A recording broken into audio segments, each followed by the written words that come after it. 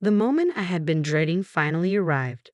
My husband, who has tormented me endlessly, and his ever-judgmental mother have moved in. I can't even count the number of tears I've shed and the times I've been hurt. Despite it all, I've held on, trying my best to fulfill my role as a wife and homemaker.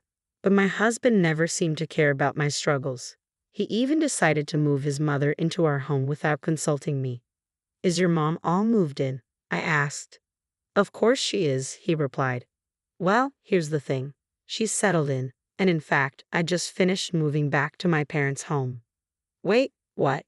Your parents' place?" His voice over the phone was tinged with panic. I could tell he hadn't seen this coming. "But don't think it ends here. I owe you for all the pain you've caused me. My name is Eleanor, a 44-year-old homemaker. I met Raymond at a party when I was 20, and we instantly clicked. Just 3 months later, he confessed his feelings, and we started dating.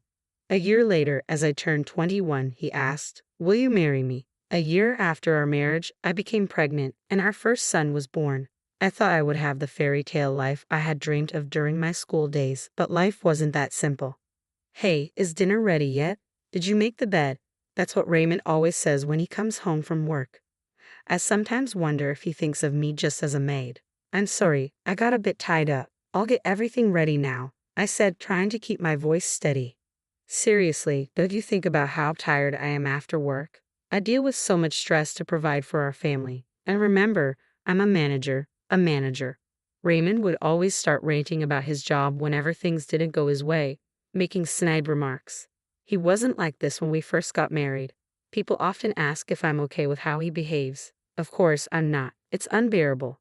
But honestly, I do appreciate that he brings in the money. Thanks to Raymond's good salary, we've never had financial troubles. But imagine if I challenged him and he retorted, 'You're defying me.' Fine, I'll stop contributing to the house then. I wouldn't know what to do. So even if he says a bit much sometimes, I try to tolerate it, though I wish I could say it was always easy. But with the way Raymond's been acting lately, even that tolerance is strained. Like the other day, he ranted, 'Why aren't the clothes dry? You didn't even use the dryer, did you? I told you before I like my clothes feeling cozy. They need to be fluffy from the dryer.' I had a lot on my plate with shopping and chores, so I didn't get to the dryer. That's not the point. I work hard every day, but what about you? Aren't you a homemaker? Shouldn't you have time for at least this?" Raymond never does household chores. He believes that's the wife's job. Just because I'm a homemaker doesn't mean I always have free time. I wish he'd help out a little. It was the same story when our child was born. Always some excuse about being busy or tired from work. So I've done all the household and childcare duties by myself. But there's another source of stress. My mother-in-law. "Eleanor, did you clean this properly? And what are you planning for dinner tonight? Surely not some takeaway." Whenever my mother-in-law visits, she's always like this. She constantly looks for my mistakes and never hesitates to criticize. Both mother and son act similarly. Like they say, the apple doesn't fall far from the tree. And today she started again. "Eleanor, how many times have I told you to clean the house every day to make it comfortable for my son? Why don't you? Are you ignoring my advice on purpose? This is why I was against my son marrying someone like you. You can't even manage the house properly. Just looking at you infuriates me." Constant criticism from Raymond and my mother-in-law. I endure it all with a smile. But there's one thing I just can't overlook: my mother-in-law's gambling habit. Whenever she has the chance, she's playing poker, slot machines, roulette, or craps. She just loves to gamble and spends all her money in the blink of an eye. Worse still, she laughs about it, and Raymond just laughs along with her. Hold on a second. Whose money do you think you're using? The money my mother-in-law spends on gambling comes from our household savings. I've brought this up to Raymond multiple times, but he just brushes it off. "Hey, could you tell Mom? I mean, I could tell her, but if I do, I think she'd be really shocked. Plus, I'm so busy with work." I don't think I can discuss it calmly. He always comes up with these excuses and never asks. So I decide to convey Raymond's message to my mother-in-law for him. "Why can't a mother use the money her son earns?" "He told me I can use as much as I want," she retorted, thinking that Raymond would back me up. I say Raymond feels the same way. "Could you please stop using our household savings without asking?" "Right, honey." But Raymond interjects, "What are you talking about? The household savings are for all three of us, excluding only Mom. Is she wrong? Sorry, Mom. Don't listen to her, she's lying. You can use the money as you always have." This is how Raymond always changes his story depending on who he's talking to. Moreover, he started blaming me for my mother-in-law's gambling habits, saying they worsened after we got married 3 months ago. That's just not true. Even before our marriage, my mother-in-law was gambling frequently. Whenever I went shopping, I'd see her coming out of the local poker club. But when I bring this up to Raymond, he accuses me of lying and then ignores the issue. He'll never see his mother's true colors. These remarks keep coming, and I'm getting fed up. Oh, look at the time. I should get going. Wait, Mom, you didn't forget about our plan, right? How are the preparations? Yes, they're well underway. What plan? What are these two up to? I'm taken aback by Raymond's sudden question and try to figure out their scheme. With that, my mother-in-law, humming a tune, leaves in high spirits. At last, she's gone. I think to myself. I look over, and Raymond is grinning from ear to ear, waving until his mother's out of sight. A week later, I finally understood the meaning behind Raymond's words about preparations. Have a good day, I say, but there's only a slam as usual. Raymond leaves for work without responding to my farewell. While most couples would greet each other with smiles, that warmth is long gone between us. I gaze out the window and see a neighboring family looking so happy as they walk by. I remember the days when my son and I used to go for walks just like that. Lost in my thoughts in the morning, the doorbell rings. Yes, who is it? Oh, it's you, mother-in-law. Wait, where's Raymond? I wasn't expecting her to show up today, especially not this early in the morning. Oh, something came up at his work, so he had to go in unexpectedly. I see. Why on earth is she here? She's not expecting to have breakfast with me, is she? No way she would think of doing that, or would she? A flurry of thoughts about my mother-in-law raced through my mind. Then she says, "Why are you standing there looking so blank? Get things ready." Ready for what? I haven't eaten anything since this morning. I'm hungry, so make me breakfast. And make sure this doesn't happen again. What does she mean by "from now on"?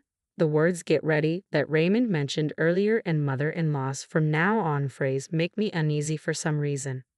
I had a terrible feeling about this, feeling anxious about their comments. Mother-in-law pressures me to make breakfast. I apologize and start preparing the meal. Meanwhile, mother-in-law observes me, not even blinking. It feels more like monitoring than observing. Maybe it's hard to do under her piercing gaze. Silently and earnestly, I prepare the breakfast.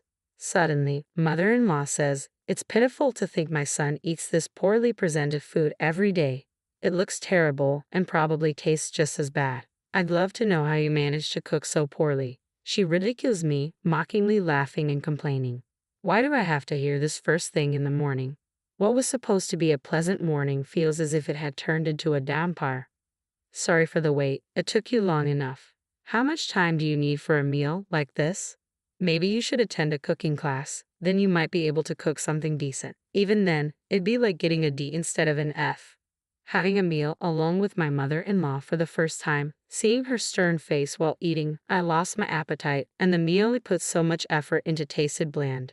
Suddenly, my mother-in-law sat down her fork, stating, "I don't even feel like eating this. Clear it away." I'm sorry, I just can't take this anymore. I wish she'd leave sooner. But little did I know, my wish would be shattered in no time. Ring, ring. Excuse me for a moment.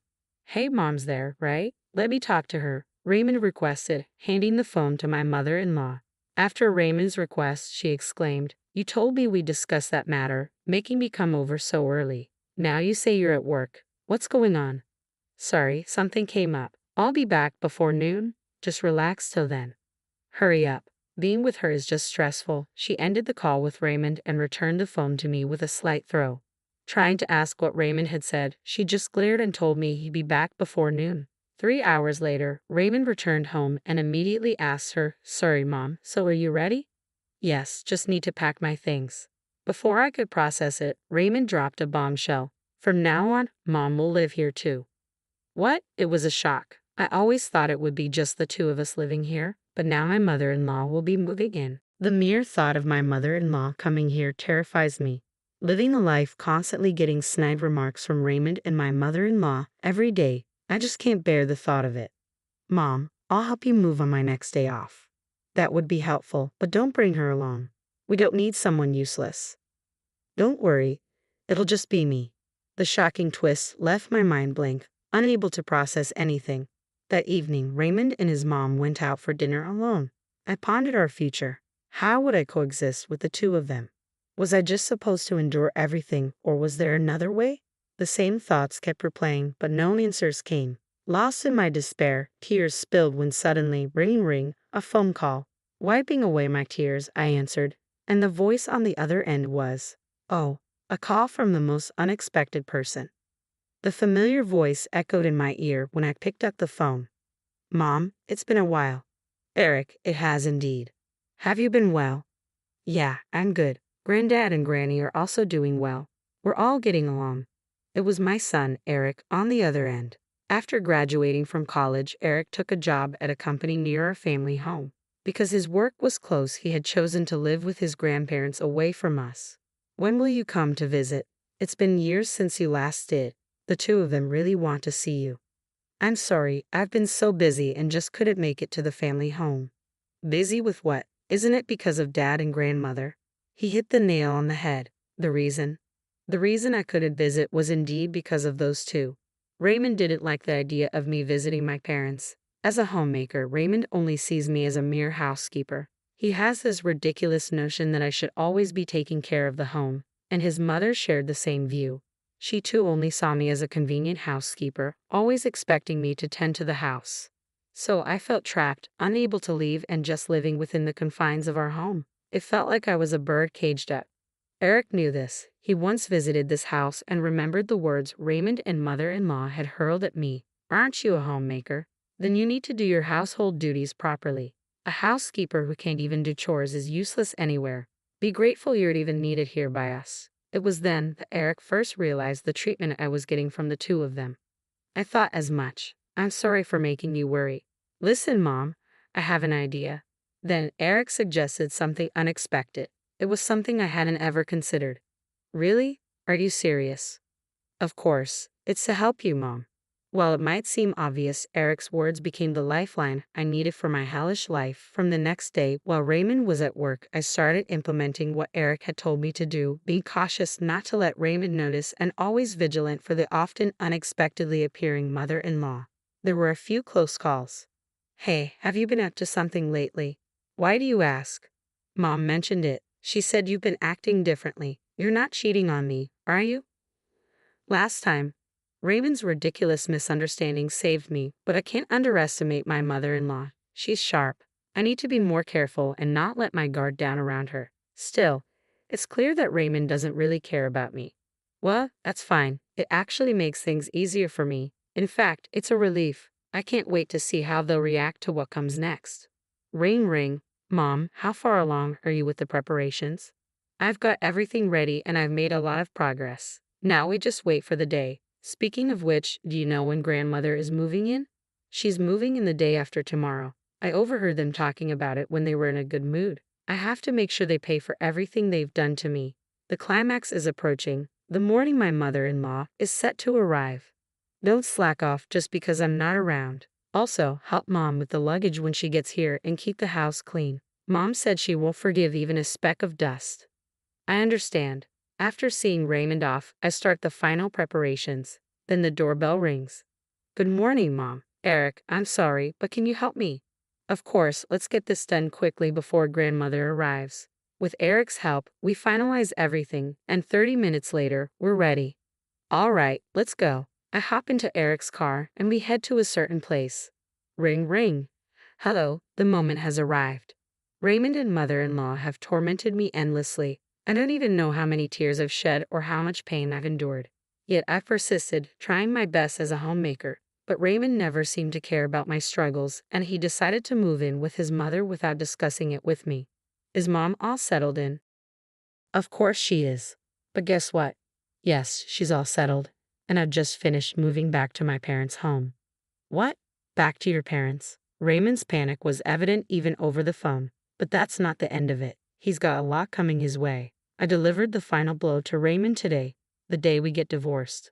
The divorce papers already filled out with your name are on the table when you get home. All you need to do is sign and take them to the courthouse, just to make sure there's no delay. I've arranged for a lawyer to accompany you. The lawyer will also discuss the division of our assets. Raymond, taken aback, blurted out, "Wait, what are you talking about? Divorce? Are you kidding me? No matter what you say, it won't change my mind. Oh, by the way, we don't have a single cent in our savings." "What? That can't be true. I've been contributing every month." "Yes, but your dear mother gambled all that money away. We have nothing left. What I suggest is that you and your mother figure things out. Good luck." Right after ending the call with Raymond, his mother showed up at the house, arms laden with bags, enthusiastically ringing the doorbell. I didn't answer. Infuriated, she yelled, "Hey, open up. How long are you going to keep me waiting out here? Open the damn door, you wretched woman." Screaming and swearing at the front door attracted the attention of a passerby. They suspected her of causing trouble and called the police. In just a few minutes, officers arrived and took her away.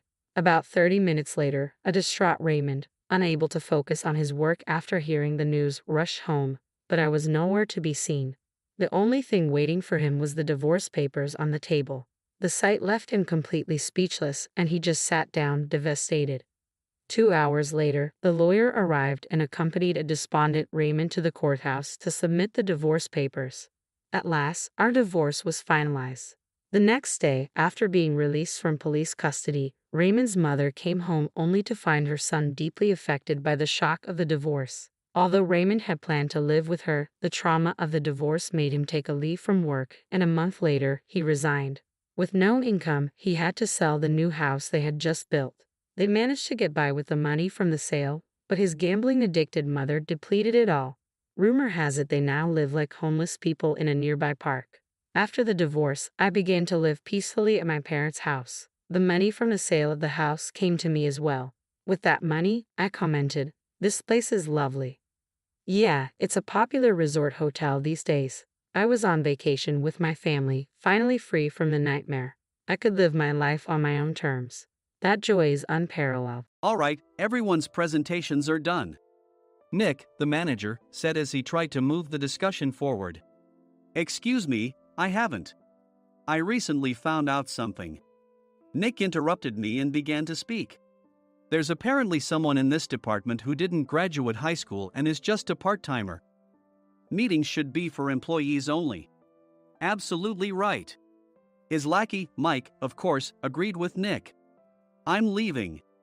After leaving the meeting room, I started to shut down my computer. I noticed that an email had arrived, not in my personal inbox, but in the company's shared email. Thinking, there's no point in speaking up, no one will listen, I went home quietly. The next day, I heard a commotion from Nick's desk. He was staring at his computer screen, his face pale. "Nick, is something wrong?" Mike looked at the screen with him. And he turned even paler than Nick. Why is he so angry? Knowing the reason for Mike's distress, I thought to myself, serves them right. My name is Adam. My mother passed away when I was in the 9th grade, and I was raised by my father. Well, you could hardly call it being raised. After my mother passed, my father changed.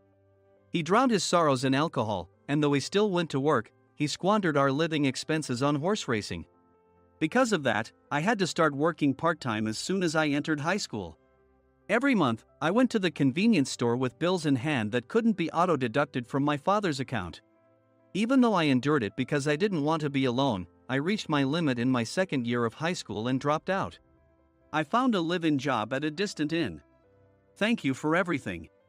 The day I left home, my father, still staring at the TV, spoke. Take care. That was our last conversation. Back then, 18 wasn't the age of majority, so I needed my father's permission to work, and I couldn't hide my place of employment. Yet, my father never visited me even once. I kept working just to survive, and before I knew it, I was 42.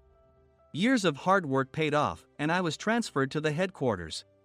I was thrilled to be recognized by the company, as I thought I'd be working in the field until retirement due to my lack of formal education. Listen up. Our work can change the future of our employees. Don't drag us down. On my first day after the transfer, Nick, dressed in an expensive suit, spoke sternly. There was a reason for this. Our inn was located in a prominent tourist destination, known so well that everyone in the state could sing its commercial jingle. At its peak, We had 5 locations within the state. But that was long ago. Due to financial difficulties and aging facilities, only the place where I had worked for many years and the original establishment remained. I was prepared to lose my job anytime, but now there was a glimmer of hope. With the rise of social media, the tourist area where the inn was located started gaining attention again. Depending on how hard the sales department, where I was transferred, worked, we could either thrive or be forced to give up this prime location to the new hotel chains continuously popping up. For Nick, who had switched careers from another industry to strengthen our sales, this was a battle he couldn't afford to lose. I understood why he had to be strict. "I will do my best." Nick sneered at my enthusiastic declaration. "Did you not hear what I said?" "I'm sorry." I thought I was listening carefully. Out of habit from years of customer service, I apologized reflexively, though I had no idea what had offended him. Someone was watching me with a smirk. In this department, there are those who are expected to excel and those who have been shoved here because they have nowhere else to go. You are the latter. It was Mike, the section chief. He's 7 years younger, at 35. But he was called to headquarters much earlier than I was and had been moving around within the headquarters ever since. I'm not jealous, but I can't accept that he's my boss. Graduating from a prestigious university, he has an unusually high pride and caused many problems as a newbie, making things very difficult for me when I was the front desk leader. When I found out Mike was transferred to the sales department a month before me, I was disheartened. Mike is right. With just a middle school diploma, there's not much you can do. Don't even think about achieving results. As if I didn't exist, Nick remarked, "I'm thirsty." Mike eagerly ran to the coffee maker. It seems Mike is Nick's lackey. I regretted being happy about my transfer to headquarters, wishing I had stayed on site forever. Send a direct mail to every company on this list by the end of the day. Nick only assigned me tasks that even a new graduate could handle. What? There are over 1,000 companies. You want me to send to all of them by today? Yes, if you and your fellow misfits split the work, even those with nowhere else to go should finish by today. I glanced at the employees typing away expressionlessly.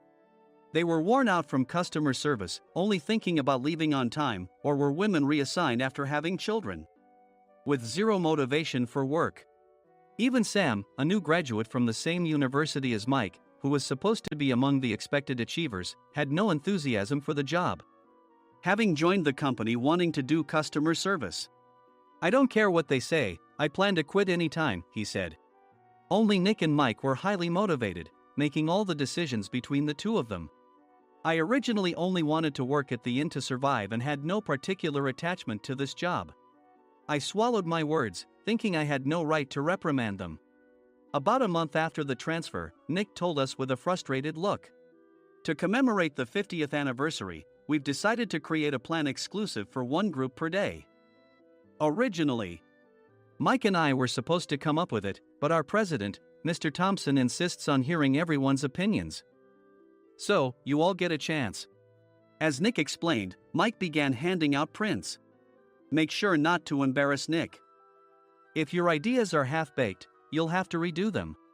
It seemed that they had printed his handwritten notes by Mr. Thompson, which included several questions and a section for free responses. It made sense why Nick had to seek our input, given that all responses had to be submitted to Mr. Thompson. We were given a week to think about it, and a meeting was scheduled to compile our ideas. My plan is to let guests enjoy both the old and modern America. Nick began the presentations. Guests would watch a master confectioner at a nearby traditional sweet shop make sweets in front of them. The welcome drink would be premium tea in a bottle. Nick's plan was certainly attractive. After his presentation, Nick called on us to present in the order we were seated. Just as I stood up for my turn. "All right, everyone's presentations are done." "Excuse me, I haven't. I recently found out something." Nick interrupted me. "There's someone in this department who didn't graduate high school and is just a part-timer." He was likely talking about me. I joined the company as a part-timer and was made a full-time employee when I turned 20. That was 20 years ago, so Nick and Mike probably had no chance to know until recently. Meetings should be for employees only. Absolutely right. After that, Nick kept creating opportunities to solicit everyone's opinions, purposefully excluding me from speaking. The meeting unexpectedly heated up and went past the scheduled end time. A few people asked to leave, and the discussion continued with the remaining few. Still here? Normally, you'd leave in that situation. Though I had no attachment to the job initially, hearing kind words from customers made me want to make them happier. For someone like me, with nowhere to go, the inn was my home and customer service was my life. I felt pathetic about my current self. I'm leaving. I left the conference room and started shutting down my computer. I noticed an email had arrived, not in my personal inbox, but in the company's shared email. Thinking no one would listen to what I had to say anyway, I quietly went home. The next day, while preparing the DM as instructed, I heard a commotion from Nick's desk. In his haste to stand up, he hit his knee on the desk. He stared at his computer screen, his face pale. "Nick! What's wrong?" Mike, thinking he should be the first to rush over, approached Nick while still wearing his coat. He peered at the screen with Nick. And he turned even paler than Nick. Why is he so angry? Who is responsible for this company? Nick, more irritated than ever, asked, and Mike answered without checking. Probably Sam. Sam wasn't there because he was attending a morning training session for new hires. Nick gave up on getting angry and returned his gaze to the screen. They were looking at an email that arrived right after the end of the working day yesterday. Apparently, no one, including me, had checked it before leaving. The email was from a large company that used us for their annual employee trips. The president and executives of that company also frequently used our services personally. President of the company, Mr. Mason himself, had declared that neither he nor his company would ever use our services again. Well, some companies cancel their employee trips or stop using our services due to financial struggles. Let's just move on. Mike kept wiping the sweat from his forehead with a handkerchief. Knowing why Mike was so agitated, I quietly watched their interaction. Do you know how much revenue we get from that company?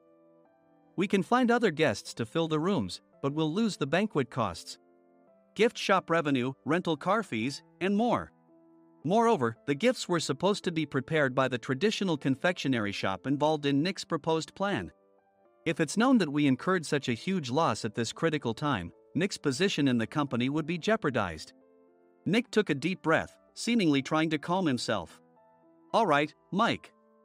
Go to New York right now and apologize to Mr. Mason. What? You're coming with me, right? I have urgent work to do. I trust you, which is why I'm entrusting this to you. Please. Mike, believing Nick's sincerity, agreed with a determined look on his face, saying, yes. That's Nick for you. Even if Mike went to apologize, Nick would shift all the blame onto him if the client didn't change their mind. Well, it was Mike's fault to begin with, so it served him right. About 3 hours later, Sam answered a call from somewhere and repeatedly apologized, saying, I'm very sorry. Everyone watched to see what was happening. After ending the call, he informed Nick with a weary tone. When Mike arrived at the client's company, he only made things worse, further infuriating Mr. Mason.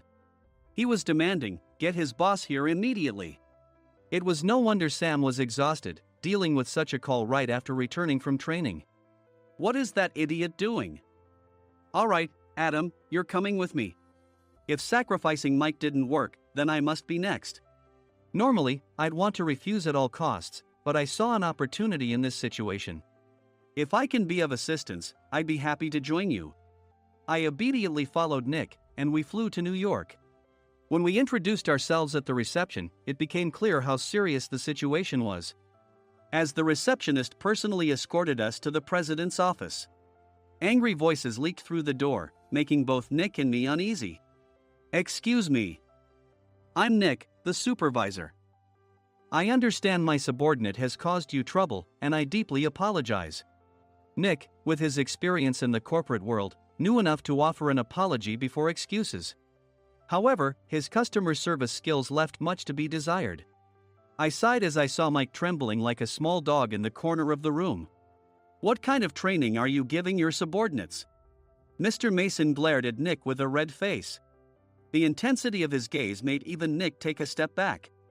Regrettably, I joined this company only 2 years ago and was unaware of Mike's issues. I should have identified his shortcomings sooner. Indeed, I should have realized sooner. No sensible person would come to apologize and then give a lengthy presentation on the drawbacks of not using their in. Nick froze, his mouth slightly open. Suspecting the worst, I picked up the documents that had fallen to the floor. It seemed Mike hastily prepared these documents on the plane, listing the disadvantages. Disadvantage 1: if you change the venue for the company trip, employees might suspect it's for cost-cutting reasons, leading to a negative impression. Reading it aloud half-jokingly, Nick snatched the papers from my hand and checked the contents with a furious expression. Among the stack of documents was a receipt from a nearby convenience store's copy machine. I felt a pang of dread, hoping he hadn't shown the receipt as well. What do you think he said when I asked what kind of nerve he had to do this? I'm very sorry. Faced with the dire situation, Nick must have thought there was nothing left to do but apologize. In a voice smaller than I'd ever heard from him, he uttered words of apology. He said, "I'm a Harvard graduate. I don't believe I said anything wrong." Mike, what have you done? Forgetting his plan to pin the blame on Mike, Nick yelled loudly, even in front of Mr. Mason. "I didn't do anything wrong." "You're still saying that? Look at him." Mike pointed at me with a shaking hand. "I was assigned to headquarters in my 20s and now I'm a section chief. This guy only made it to headquarters at 42. Everything I've done proves I was right. So why are we losing the contract?" Having said his piece, Mike collapsed to the floor. "Of course. You were sent there because you had nowhere else to go." Mike never expected to hear such words from someone he looked down upon. He lunged at me, and Nick hurriedly stepped in to stop him. "Mr. Thompson told me Mike is a quick thinker, and to take good care of him." There's no way he was pushed aside. "Don't make things worse here. He didn't say quick thinker, he said only quick-witted, didn't he?" I don't remember that part. I recalled the many troubles Mike caused when he was a newbie. When Mike was on the front line, his pride was so high that he never apologized to customers. Customer service, especially in our job, doesn't work alone. It brings both good and bad situations. If the front staff or housekeepers made mistakes, or the cleaning company didn't properly clean a room, one had to apologize to the customers regardless of personal fault. Mike, in such situations, would never apologize, insisting he wasn't at fault. This often angered customers, and as the front desk leader, I frequently had to apologize on his behalf. He caused complaints and disrupted operations, which is why he was quickly moved to headquarters. In departments where he didn't interact directly with customers, his quick thinking was beneficial and things went well. But it seemed his flaws were starting to show. Corporate reservations are supposed to be entered into the system by the sales representative. But a quick check yesterday revealed that more than 10 items were missing from the client's reservation. The handover document clearly stated what needed to be prepared. Why didn't you enter it into the system? Why do we have to give them special treatment? Filling rooms near the banquet hall, setting up all the food in advance. Specifying the brand of wine, they're too demanding. No wonder he always angered customers, I thought, feeling a headache coming on. Grouping them in rooms near the banquet hall is for our benefit too. It makes it easier for the staff to set up beds and serve breakfast since everyone's schedule is synchronized. As for the other requests, Mr. Mason suggested them to lighten our load. I didn't know that. Nick finally seemed to realize that Mike was the one who had angered the client. What did you say to them? I just told them we wouldn't give them special treatment anymore. We shouldn't waste effort on things that don't bring in money. I was utterly exasperated at his lack of understanding of customer service. Of course, we shouldn't comply with unreasonable demands. But carrying over successful practices from past stays makes customers feel remembered and enhances their experience. Good memories encourage repeat visits. That's part of our job. I looked down at Mike, who was sitting on the floor. In our job, nothing is a waste. Mr. Thompson likely moved you to the sales department, hoping you'd finally understand this. How do you think he feels now that you've failed to meet his expectations? Mike, tears in his eyes, fled the president's office. I was amazed he still hadn't apologized. You have it tough, Adam. It's okay, we're all employees of the same company. I deeply apologize for this disrespectful incident. Especially after all the care you've shown us. If it weren't for you, Adam, I really would have stopped staying here.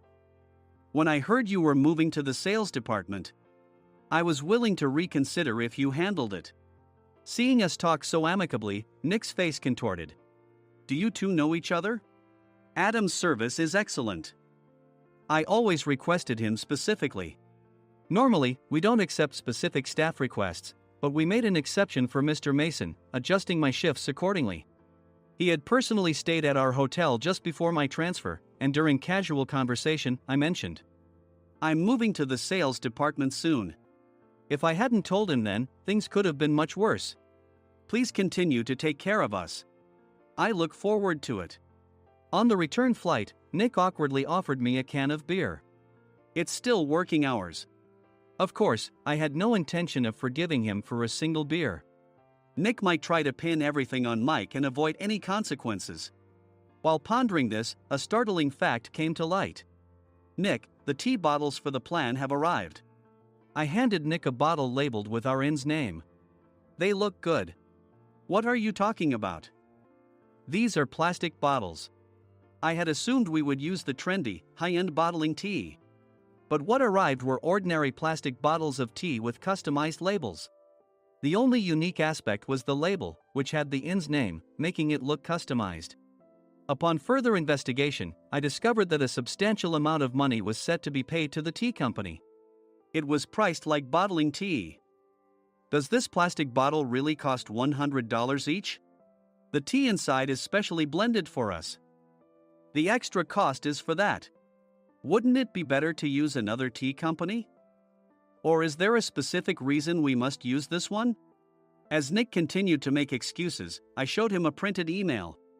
I informed the tea company's president, Mr. Mitchell, that we discovered irregular payments and he confessed. He said you two were high school classmates and planned to split the extra money. That idiot. Why did he confess? That's not important. You should worry about yourself. This could turn into a police matter. Opening the bottle cap, I suggested. How about calming down with this tea? It supposedly has a relaxing effect. Nick drank the tea frantically. In the following days, decisions were made about their fates. Mike was reassigned to the General Affairs Department, with no chance of transfer or promotion, as per Mr. Thompson's orders. As for Nick, since the payment to the tea company hadn't yet been made, he narrowly avoided legal trouble. Instead, he was encouraged to leave the company, and to avoid further complications, Nick submitted his resignation. Rumor has it that connections between HR departments have made it difficult for him to find new employment. Even though it was good to have those two gone, something unexpected happened in the sales department. Everyone became motivated and united in refining the 50th anniversary plan. In the end, my plan was adopted. We collaborated with the Tourist Information Center to provide personalized guides. The plan, tailored to the number of guests, was truly special for the 50th anniversary. Hey, is Adam's family coming to stay? I immediately booked that special plan for my family. Sam noticed it on the reservation list and quickly picked up on it. Yes, I'm inviting my father. That's great. I might invite my parents too. I lacked the courage to face my father just as Adam. But here, with the confidence Mr. Mason praised, I felt ready. The 50th anniversary plan was a perfect opportunity to reconnect with my father. I hoped to bring back the days when we could laugh together as we once did.